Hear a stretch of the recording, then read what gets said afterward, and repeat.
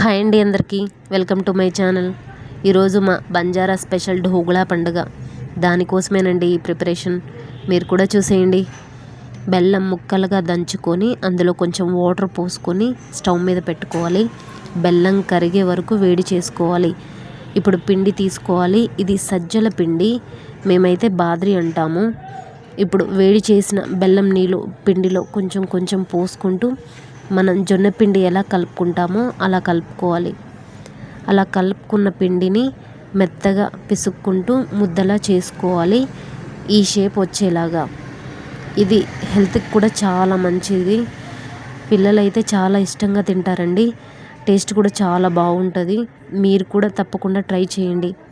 అలా ముద్దలన్నీ చేయడం అయిపోయాక మనం ఇడ్లీ ఎలా చేసుకుంటామో అలానే ఉడికించుకోవాలి. నేను ఇక్కడ కట్టెల పొయ్యి మీద ఉడికించుకుంటున్నా. అలా 30 minutes ఉడికించుకున్నాక మామూలుగా అయితే తినేయడమే. కానీ మా ఆచార ప్రకారం ఒక ఢోగ్లా తీసుకొని 7 times అంటే 7 సార్లు కొరికి ఇంటి మీద నుంచి పడేయాలండి. ఇంకా 7 times కొరికి కుక్కలకు కూడా వేయాలి. అలా చేస్తే ఏ కీడున్నా పోతుందని మా పెద్దల నమ్మకం. ఈ వీడియో మీకు నచ్చినట్టయితే లైక్ చేయండి, అలాగే సబ్స్క్రైబ్ చేసుకోండి.